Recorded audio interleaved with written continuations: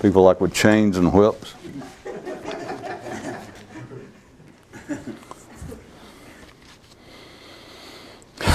On one world, everyone is born with their own car. And not only that, they each have their own private chauffeur. Wow, what a place. But can you believe the cheese of some people? There's a few there who don't like this neat and free arrangement. Jeez, are some people never satisfied or what? There was once a man who, out walking away from the city, discovered a cave that led to a long, winding tunnel, which he explored at length, seeing wondrous sights he had never seen before.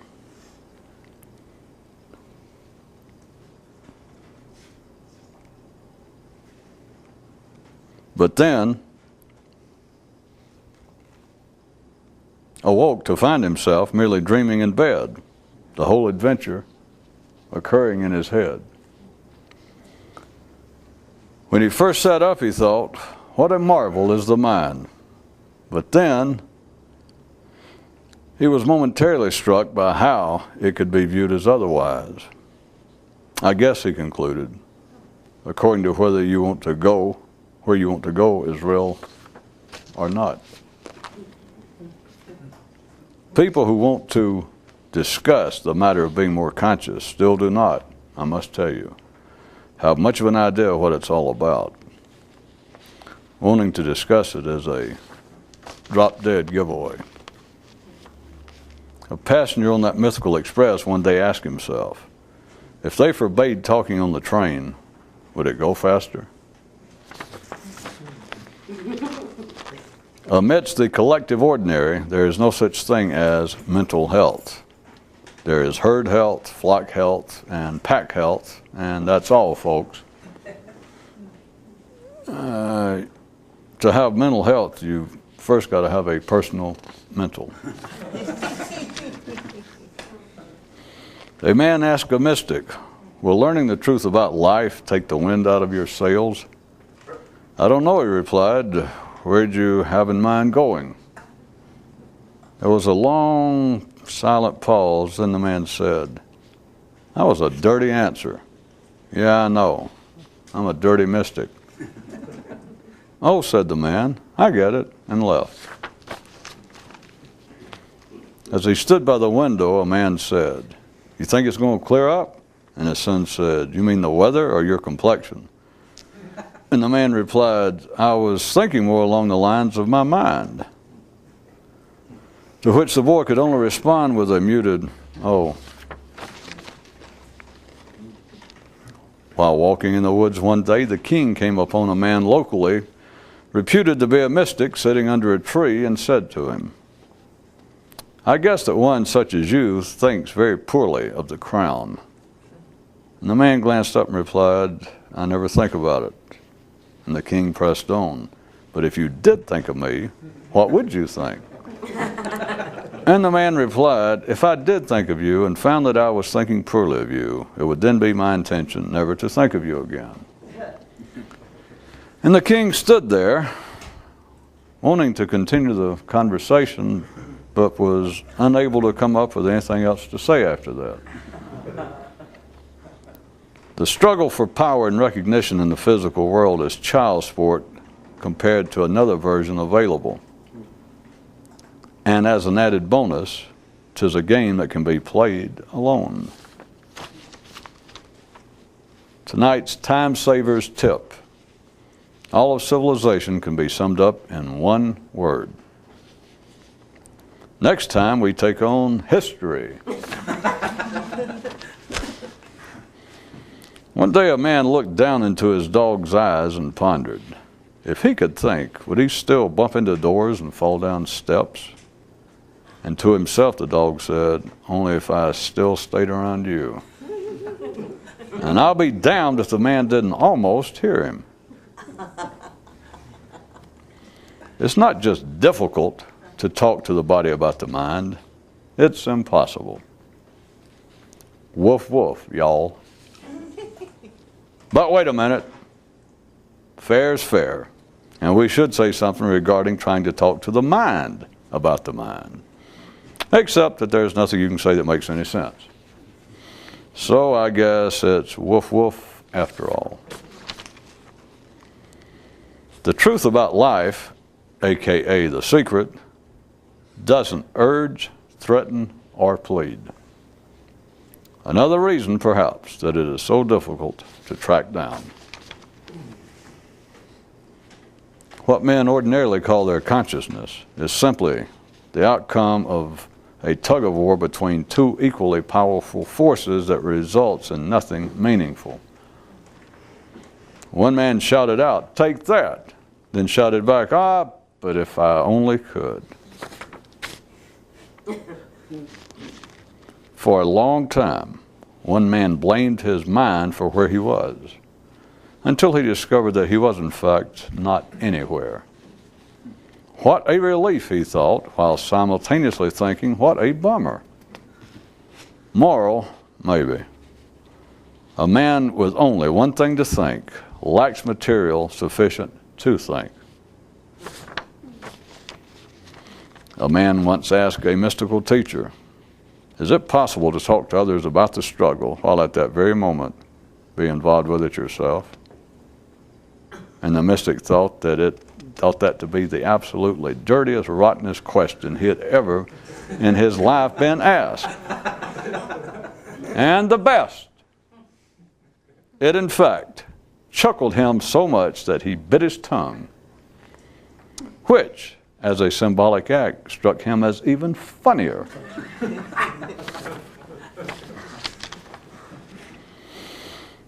One day while sitting on his front porch, a man suddenly realized, you can play in traffic, and traffic can play in you.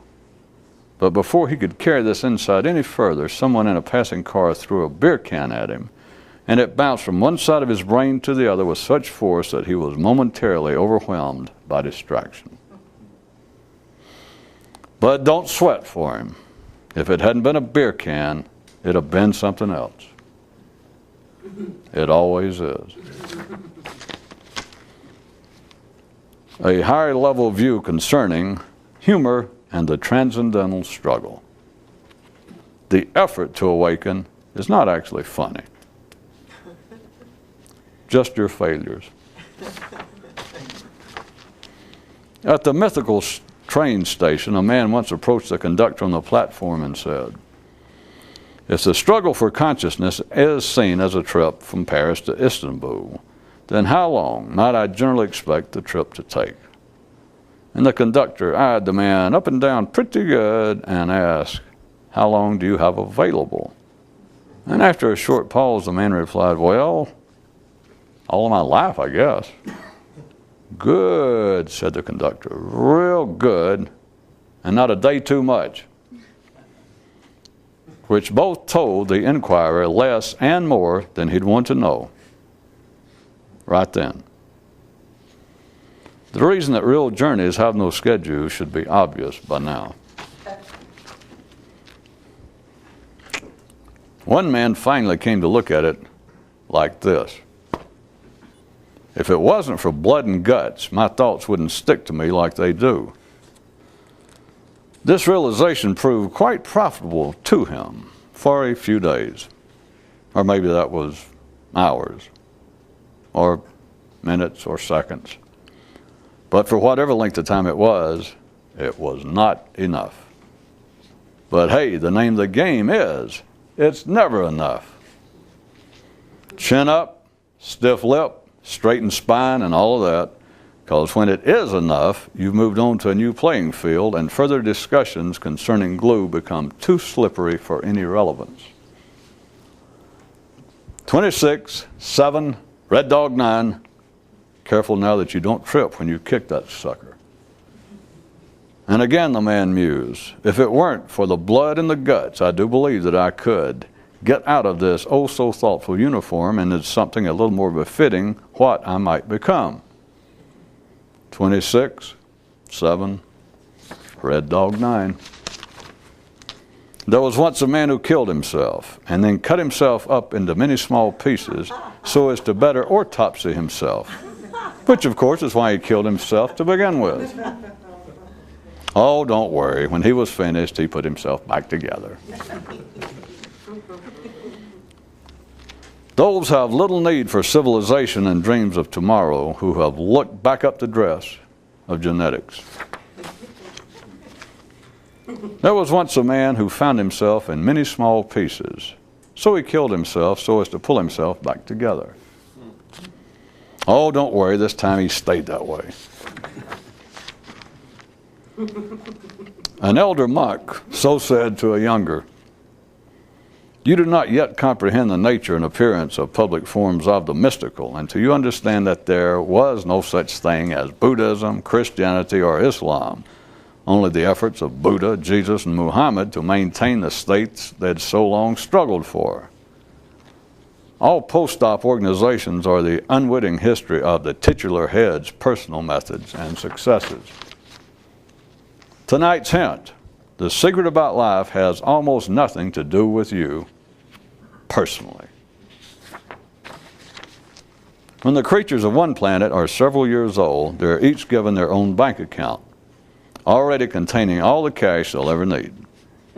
But the strange thing about it is that the currency spends them and not the other way around. Like here on Earth, right? A man who had made extensive study of all the materials relative to the Enlightenment sought out one he believed had knowledge of the matter and said to him, "I have read the experience described as a breaking up of all established mental patterns, but I began to wonder if it might not actually be a breaking up of one's brain." And after a long, long period of silence, as he waited a reply, he was finally glad that he received none, and he left. Somewhere along the tracks between Paris and Istanbul, a man who had been on the trip for many years looked out a window and said to himself, "I don't know but what it was easier back before I really understood what must be done." He sat there for a few minutes longer and further reflected on the fact that he had said it was easier and not that it was more fun. Another handy way to tell: anyone who will debate things with you is not more conscious, and neither are any thoughts you have that'll do so. The latest news from a certain front: a man with a hero is a dead man. But, ask a viewer, does that not mean that we're all born dead? And with that, dear jurors, I rest my news.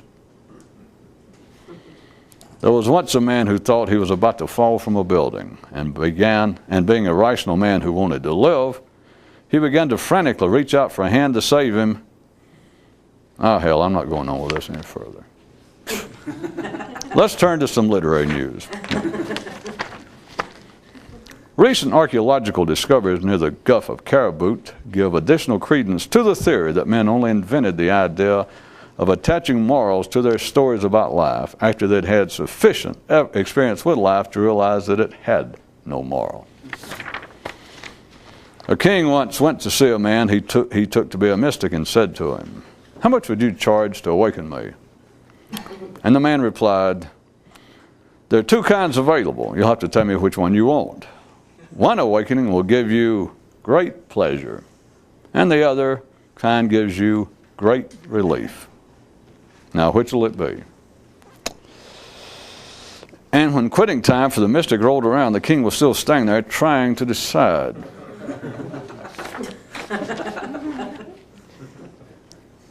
At the "We Came to Praise Them" awards and recognition banquet, one speaker declared, "When it comes to my life-generated thoughts, it's not possible for me to say too little about them." There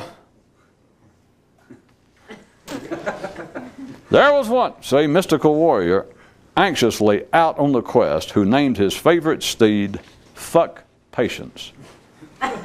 But it did little good, same as with his other attempts to effect change by assignment of names. There was once a horse who, no matter how hard beaten, would run no faster, and who said to himself, a horse can only do what a horse is built to do, and why cannot my rider recognize the patent limitations of his leather whip?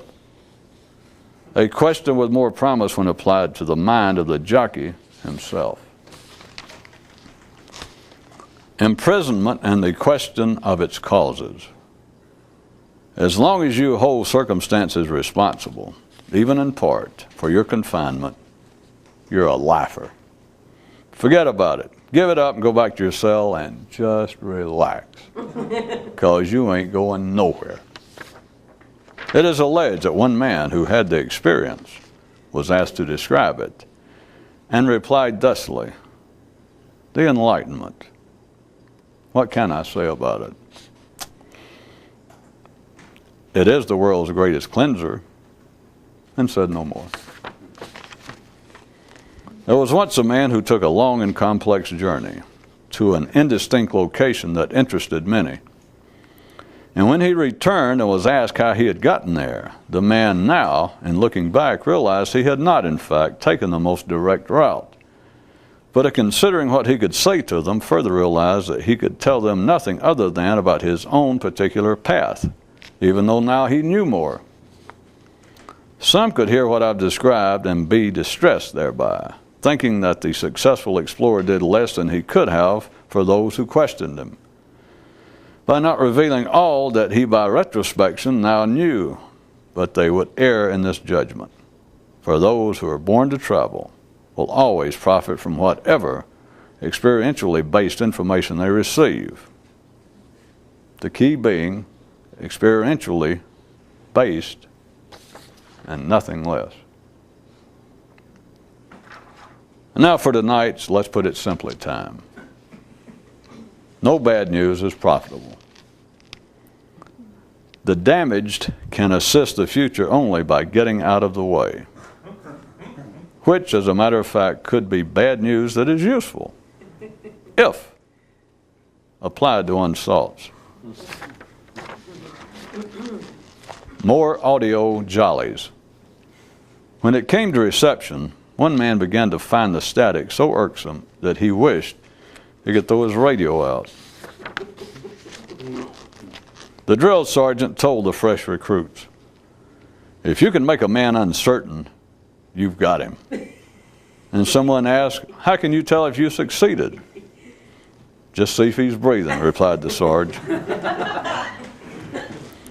A colonel who happened to be passing by and heard this later asked the DI if he wasn't moving the trainees along too fast. And the sergeant was forced to reply that he was not really certain. And the colonel seemed satisfied, saluted, and left.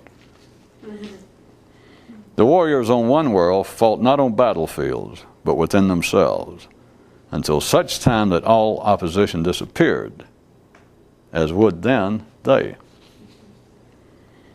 Only the more conscious want to go to a place where it is certain that they will be nobody. And again, I note to you the operational reality of humility. Again, I note to you that the operational reality of humility has nothing to do with pride and vanity, and everything to do with having sufficient understanding of what life's about to qualify as being a man. Every human with an adequately functioning brain has two sights. One physical by which through his eyes he sees the external world, and the other mental by which he watches what he thinks. Some believe one is the best, others the other.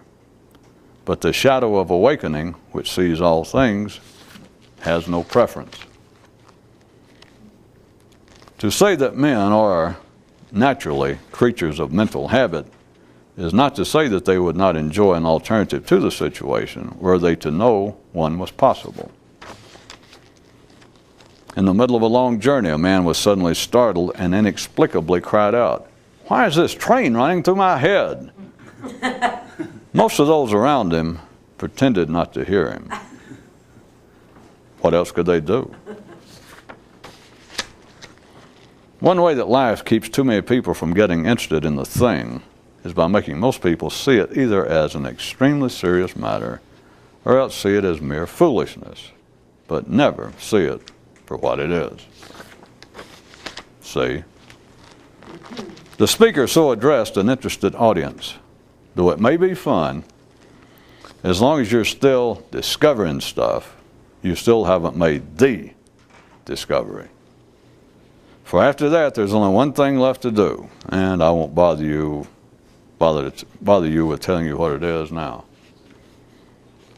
And in retaliation for some previous slight, one man named his nostrils, read them and weep. Another instance of the obvious publicly explored right before your eyes. The reason that men cannot agree as to just what is a man's personality is simple. He hasn't got one. Oh, he may have some lower nervous system quirks, but that's about it. One day a man, no longer young, fell thus reflective. By the time you figure out what this is all about, a long time has passed. And his faithful old thoughts chimed in, "You can say that again." To which they both nodded their agreement in that manner of old friends. Another man who had been there had this to say about it. To have the experience is to have 1,000 meaningless little problems swept away, which is to say that you have all of your problems swept away. In one galaxy, a cry went out, "We're all going down, and I'm taking all of you with me." And another voice was then heard asking, "Who said that?" And indeed, all who had been previously referred to wanted to know also. But such is how things go in some solar systems. Of what might be of some interest to passengers on the train who feel the need for some intellectual distraction, if not entertainment. If the experience was not such a right now thing, then perhaps it could be written and talked about profitably. But alas, now back to pedaling those big 8 wheels, damn it. The ordinary and idiots talk to God and the dead. Those who know converse solely with genes. One man became so much more awake that he could accept everything about life, except for one small detail.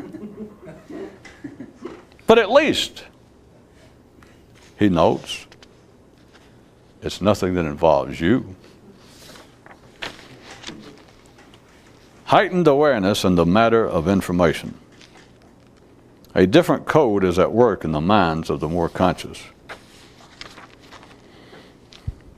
Some have said that there is a poetic quality to the Enlightenment, but better put would be to attribute a poetic quality to the struggle for it and speak of the experience itself as a literary page left blank.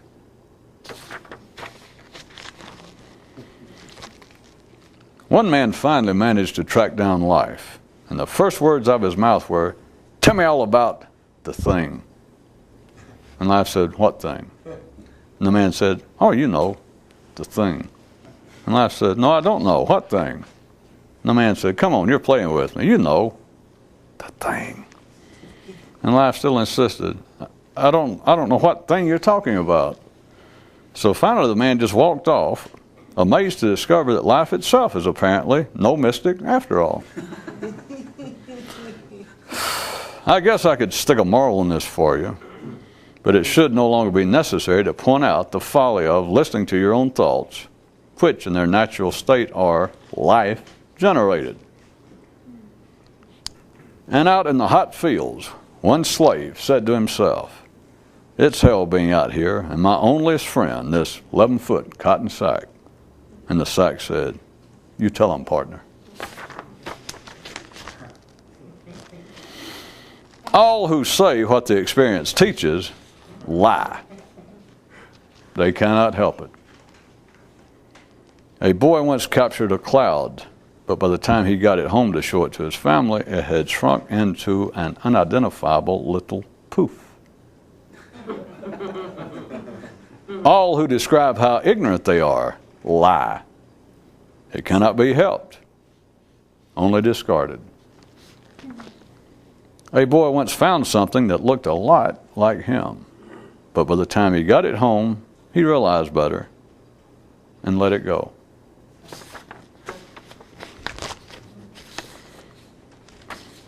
And lastly, according to legend, there was once a mystical order who described the experience as being abruptly ripped away from oneself.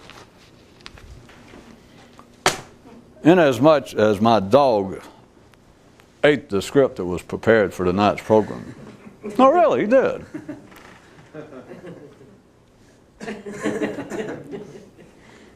I'm sort of stuck with having to wing it. So I thought some of you might be interested. There is a cosmology of life of which I'm sure none of you have ever heard. If you consider in their most basic ideas, all the world's great religions attempt an explanation of cosmology before you get into the apparent hocus pocus and dreams of magic. But the Vedic literatures, what the Indians and Tibetans and Chinese and all sorts of people did with Buddha, turns out that they are an attempt to explain, again, before the ritualistic dogmas of establishing a religion, that they attempt a description of all of existence. There is one, as I said, I know none of you have ever heard of it. It's never been written down.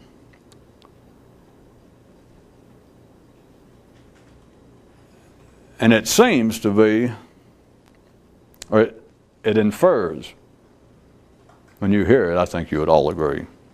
Can you believe I go through all this preface? To hide something unhideable right out in the open, where everybody's looking anyway and going, what? At any rate, it has, without saying so, this particular cosmology, I'm just going to give you the hints and the lingering aromas and suspicions thereabout. Those who still remember it and those who talk about it amongst themselves, the inference that's been handed down along with the stories, the cosmology, the inference is that it came from somewhere else. I'm not trying to be spooky, and I'm not going to say any more about it, but in other words, it was not Homo sapien produced, that it came from off of this planet. Which, if true, you would have to admit by every law of physics on this planet, which is now where the story ended up, would support the notion that if you are away from something, the further you are away from it, the better view of it you have. In other words, if indeed this was a cosmology constructed by, even if it is metaphorical, but a cosmology is constructed by someone away from the planet, then you would have a non-physical version of what the astronauts did several decades ago when it was something fresh and they were seeing up rockets. And the first photos coming back of seeing our own planet from outer space, and without exception, the first time any of the astronauts were up there, each time there was a new one, they would always try and wax some way philosophical about, I'll never be the same seeing my own planet from afar. That no matter how high you go up in an airplane or how tall building you get up, you got no idea to look and think, there's where I live. They all go, it just changed me spiritually. Of course, some of them did turn out to be crackpots, but I don't know whether to blame it on that or not.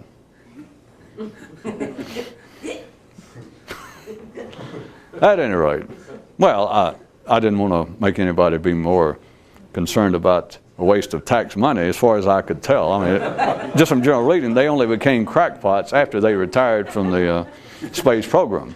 You know, they had to go out and make a living, and some became born-again Christians and talking to the dead.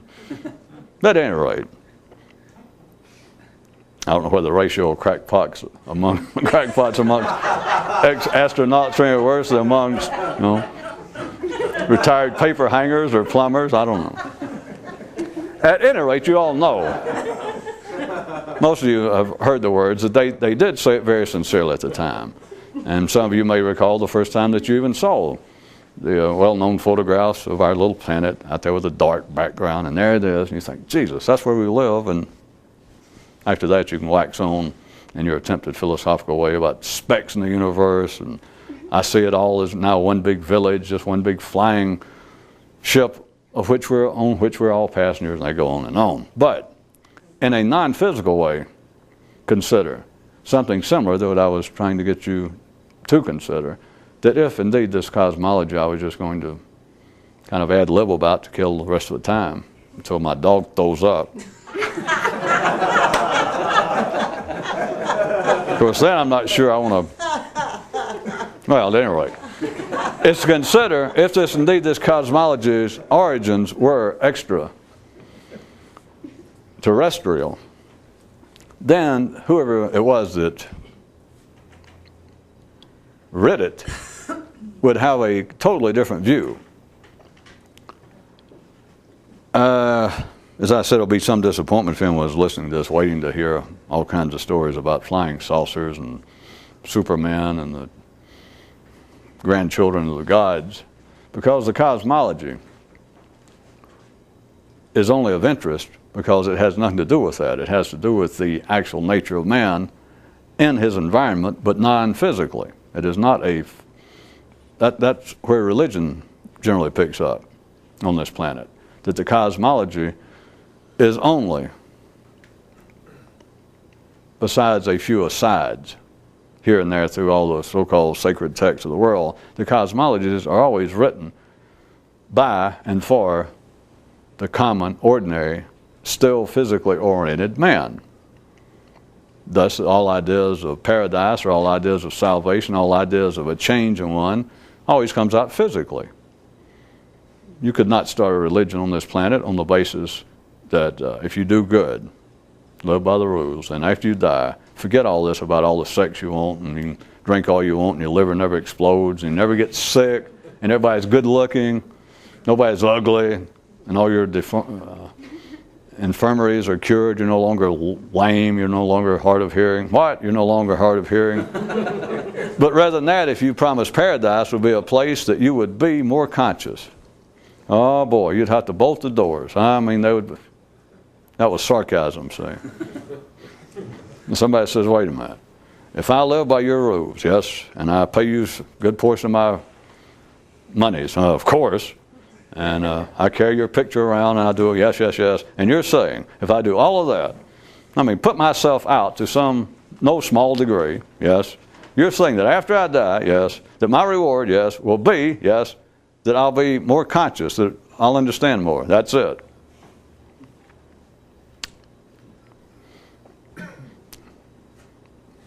As they say at the University of Mississippi School of Theology, don't quit your day job. All right, back to this cosmology. What I thought might be of particular interest, since I had already been talking along such lines, there was many details I'm not going to retell. But besides the physical environment of this planet, they describe a cosmology wherein, besides the laws of physics at the physical level that holds everything to this planet, everything seems beautifully arranged. Poets, would-be religious epic writers, all sorts of people have tried to say something, even tried to come to some philosophical conclusions based upon how it is that for instance, that all this planet is physically tied together and seems to be almost self-sustaining. Now, I say almost. We all know we'd have to include the solar system, we'd have to include the sun, etc. But given just the sun, that we've got that form of energy hitting the planet. After that, that one small detail, the planet is in a sense self-sustaining and into areas that began to push the edge of a physical cosmology, such as everyone from botanists to zoologists to philosophers and poets have tried to deal with such things as, isn't it interesting, men start out thinking, oh, look at pretty flowers, look how pretty they are. And now, and I'm just repeating the common view, they went from just men saying, oh, how great it is, the gods made pretty flowers for men. Of course, the general religious view that the planet, especially in the Western religions, the Judaic-Christian one, is that this whole thing is set up for man. And there's still people who subscribe to that. But that was the earliest view, was that when a man look around and someone go, oh, isn't it marvelous? Have you ever seen, look at that deep purple to that flower. And people would stand and just look and be amazed that, it's kind of fun being alive sometimes. Sometimes, I said. But I mean, all these pretty flowers, the colors. I mean, isn't that something that God made those pretty flowers for man to enjoy? Anyway, it's sort of up to now, at least let's say 100 years ago or so, that they decided, wait a minute, the colors of flowers also serve another purpose, because they attract, the certain colors of certain flowers attract and turn certain insects, certain butterflies, that will make them come over there and pick up the pollen and therefore go out and impregnate other little plants and keep the species of plants going. So in other words, it has a practical purpose. I might point out again, it's no shortcoming of man's mind, it's just a fact, and no one notices the inability to go any further. No one will then take it and go, wait a minute. It could just as well be that butterflies have been flying around here for a while and thinking, God, I cannot find the right nourishment. And that then nature thought, well, wait a minute. I'll make some pretty purple flowers because I got just enough knowledge. That's not true. I got all the knowledge I need, nature would say. That I know what colors would attract that butterfly. I just overlooked it. I know the certain wavelengths and the cones and everything in his eye, that the wavelength needs to be, all right, I got it. And it goes, and it makes a purple flower for the butterfly to enjoy. This is I'm not about to stop there, but those of you that even by now, after all of my ramblings on about it, who have tried to look at not the physical food chain of life, but the connectedness in the non-physical food chain in a sense, the cannibalism in the non-physical world on this planet.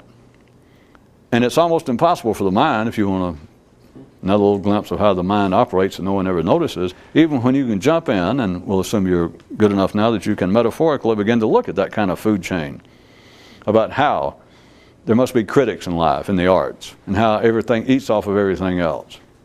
That it must, if it is not physical, if it is not absolutely de rigueur for the sustaining of physical life on this planet, then everything is a form of cannibalism. And it's just ridiculous. It just shows a lack of any understanding for people to find fault with other fault finders. Or for people to find fault with the lack of creativity. For people to find fault with plagiarism. Plagiarism is the only kind of ism that most people have. That is the mind's primary form of ism. It's plagiarism. But thank God they had their wits about them enough that we call it other things. Now this is my own school. This is my version. Of course, your version catches on, then it's later a whole new school.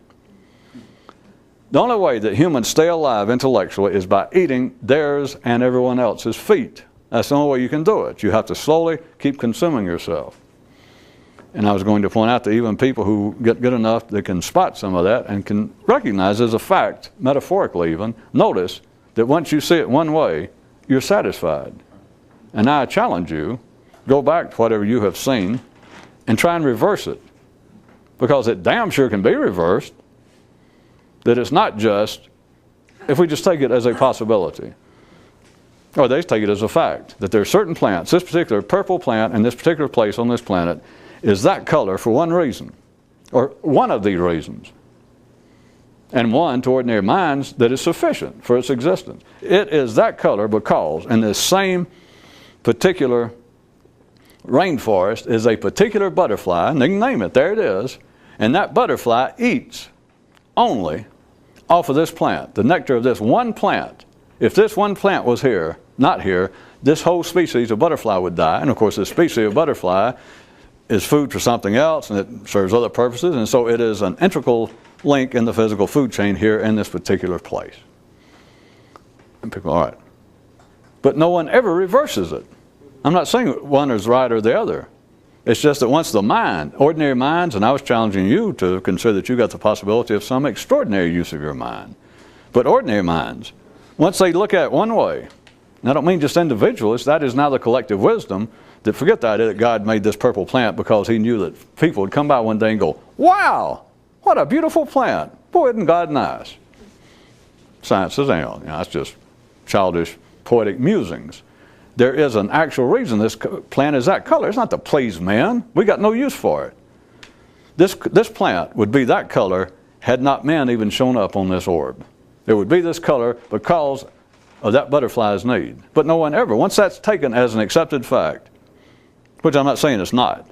We're not arguing that. But no one ever can then, collectively, the mind cannot go back and look at it in reverse, which obviously will be true.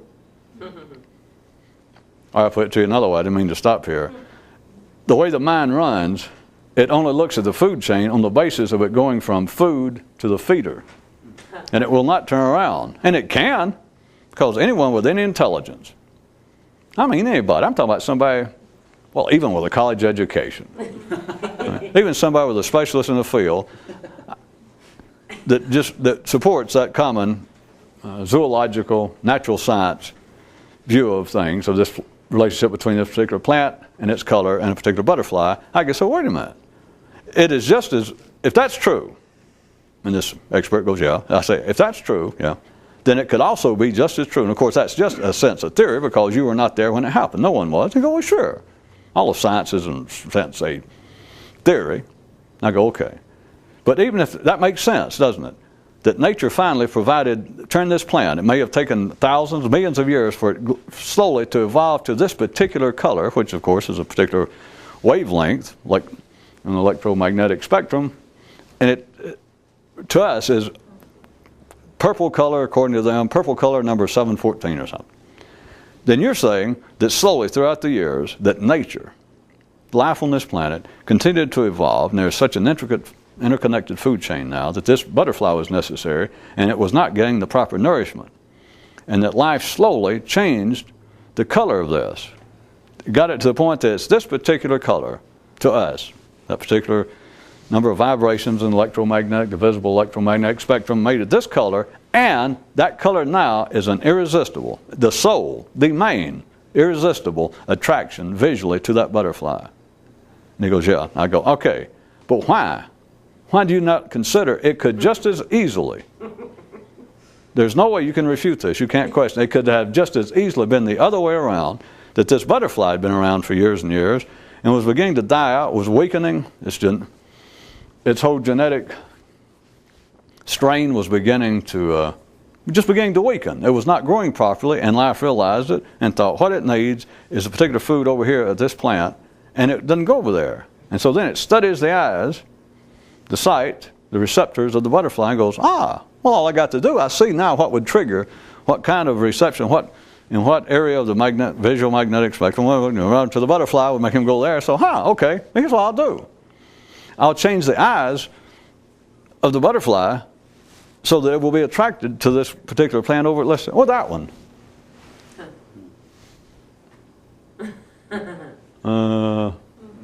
Would say the expert, well, yeah, but what's the point? Oh, no point, I'm sorry. Back to the subject.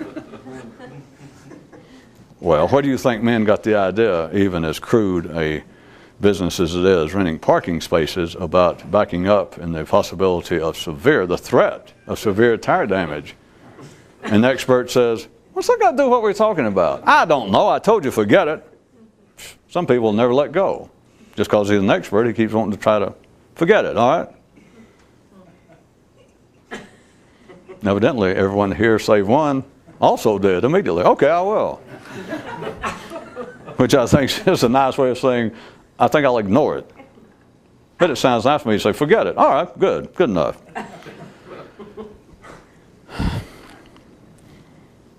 Back to the cosmology. It goes specifically into the area of what holds humanity together on this planet, non-physically. Because physically, the food chain holds things together. In a wider sense, gravity. Because you can take a wider, outside of just the animal and plant world, to take a kind of total natural science view or geological view of this planet and realize, without trying to go into all the details, which none of us probably know, but due to the mass of living creatures on this planet, if, as they put it, we're back to this kind of ecological food chain that no one looks at except in one direction, but they can describe in such detail that based upon life as we know it now, let's say humans, that we could not survive. Life on this planet could not survive as we know it. The trees wouldn't grow, there'd be no animals, no ants, there'd be no humans. If our planet's core was cooler, if the planet itself was spinning slower or faster, then the gravitation, you understand, it is so delicate. Of course, there are all kinds of things that they can do, but I want you to understand that there is a cohesiveness. There's an adhesive element, and you can call it gravity, you can call it all kinds of things. As I said, they'll go into even details trying to look behind what produces the so-called laws of gravity, having to do with the particular mass, the magnetic core of a certain planet, and how it's all just a very delicate balance and almost a miracle, or at least a wonder that nature slowly had to put together. And that they now claim they find traces at one time the planet did spin slower and then faster. But in some way, nature has been the same way that it had to change the colors of plants all over the planet to make certain creatures attracted to them. It had to change the taste of it, the structure, their cell structure. Put more sugars, more proteins in certain plants so that certain animals that life decided it needed, or that nature decided, well, I need this particular buffalo here, is dying out. So it changed the grasses that were growing so that this particular buffalo would have something more nourishing. That it's all just this delicate balance.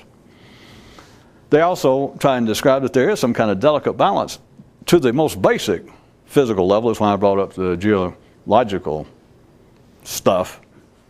But that there is a total package in some way, and they keep looking for the one big description, and all they do is deal with it piecemeal. That's all they can do. But everyone is sure that thinks about it, that there is some kind of whole, if nothing else, it's just gravity. It's just the magnetic force of the universe that keeps everything from just falling apart. This cosmology to which I referred goes directly into the matter, non-physically, of man and the nature of thought.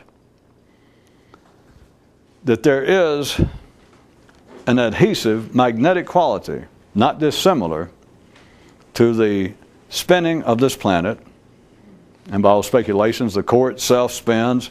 As we all know, that the planet has a magnetic pull. Let's just make it simply. It's not, as you know, electron science at all. But we all know that without gravity, if this planet was not magnetic, you'd get out of bed in the morning and you'd fly away after you unstrapped yourself from the bed. Or as soon as they finally gave you release papers and let you out of the straitjacket from the home, and you walked outside and thought, free at last, ping! Nobody ever see you again. There's magnetism that physically holds this planet together, and everything on it, every part. So let's just call it that. There is a physical magnetism. There is another magnetism that men do not see, and it is specifically collective thought. I'm now going to begin to mix up this cosmology to which I referred in some of my own descriptions. Some of my own prior descriptions. There is a magnetic quality to collective thought that no one can see. We're back to the same problem of holding a mirror up in front of a mirror and go, well, And the mirror go, well? You go, well? It goes, well? There is a magnetic quality to all of human thought that for me to call it, I was going to say, is so pervasive, which is blasphemous. It is all pervasive. There is no way out other than the thing, the experience. There is no other way out. Everything, we're accepting the thing now. We're accepting the, that's accept. The so-called state of another consciousness, the enlightenment, the awakening. We're accepting that. Everything else that is thought on this planet is part of the overall magnetism holding men non-physically together, holding life together on this planet, holding individual men together. It cannot be seen. There is no way to see it at the ordinary level. Because for the ordinary mind to see what I'm describing now would, in fact, if this could be done physically, this is not metaphor, this is physical fact. If it could be done, if there was some way that someone who knew this fully understood it, if there was some way that they could take this information and go up to an ordinary person's mind and go, the prime purpose for human thought as you know it, the collective thought, everything, all the wisdom, all the insanity, all that's true, all that's not true, everything that's ever been thought up until now is a physical force. And it holds the mind together. It holds man collectively. Man would not be man were it not for this magnetic force of collective thought that is life generated and that he takes individually as personal and private. If an ordinary man hears this, and the sentence, even though it may make sense, the idea makes no sense. They go, if someone who understood it had the ability, I'll just put it simply, it can't be, but you'll know what I mean. If you could make them beyond their will, beyond their normal ability, if you could suddenly make them see it, that you go, wait a minute, listen to me, and you went, and you could make them see it, it would literally make their mind come apart. It would literally, this is not metaphor, it can't be done, but it would literally disintegrate their so-called mind. It would fly apart in the same way that if you would put something under such centrifugal force, pressure, or if you could relieve all sense of magnetism from an object, it would just explode. It would come apart. If you could take away the magnetic force, even at the subatomic level, then all matter would just go, God knows what would happen, as science would say, but everything would come apart. Well, somewhat.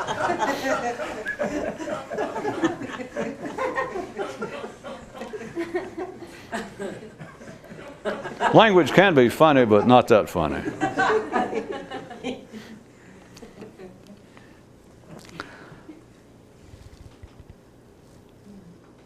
The force, the magnetic force of collective thought, and by collective thought, even though I've been using that term for a while now, collective thought includes everything except whatever those people who have the experience of another state of thought, of consciousness, experience. Other than that we're accepting. Everything else that you have ever thought, everything else that every human, every ordinary non-mystical human has ever thought is part of one package. Thought has not been corrected. It is a form, as I tried to get you to see originally tonight, it is a form of self-consumption. It is a form of cannibalism. It is a form of constantly rearranging the letters you've got on the Scrabble board. But you do not come up with new letters. You invent what apparently is new words, but it's the same old damn letters. It's not an insult. Say same old damn letters. Cheap theatrics. I got the hot flashes.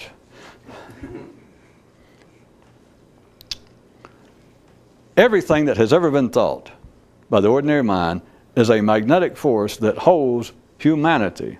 I'm talking humanity as we know it on this planet together as surely as does magnetism, gravity, whole people physical on this planet, that everyone can see this, if suddenly we get shut off the law of gravity, life is done for. Well, if we would, everybody just begin to drift off. Life would be over physically for everyone, for all creatures. There is literally, not metaphorically, there is literally that same kind of necessary and controlling force in the collective thought of man. That you can see it as though life, forget nature and all that, but life, or use nature, what the hell do I care? But life, and you got to get outside thinking simply in terms of spatial reality, or at least three-dimensional, but it's as though life out of nowhere could stick its hand in through planet Earth, and it comes out in all possible directions, and physically it put out from the core of the Earth, let's say, where its little hand was, and it put out gravity, and so that holds everything physically to the planet so it can grow and turn into what it's turned into physically, us and everybody else, but we're interested in humanity. It also then stuck its hand throughout, but instead of the physical law of gravity, it put out collective thought. I could just say thought, but I just keep trying to distinguish it for you. Thought, the collective, when I say collective thought, it is the all-encompassing, it is the worldwide, and it has no history. It does not come and go. It's the same letters on the board. It's always been here. It is thought that is the non-physical law of gravity that holds man on this planet non-physically sufficient that they can be man, that they begin to do the things that are singular to humanity. Any struggle, what is past, we got another minute. Everyone who attempts to be philosophical, everyone who attempts in anything this side of the experience itself, to expand their insight, to try and understand life, all they can do, all they have ever done is fight, oppose, try to rectify certain areas of collective thought. They're attacking a worldwide phenomenon. They are attacking the law of gravity piecemeal.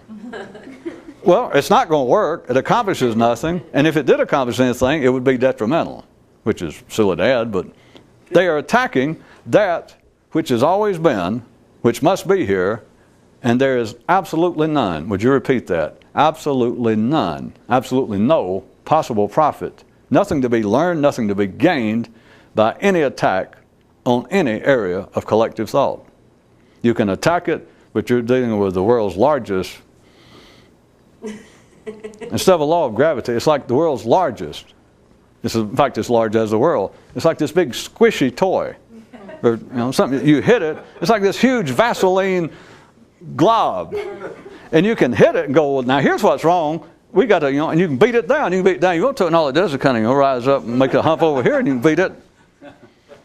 We out? Well, you can count on this, of course. I'll pick as right up where we were tonight next time we meet.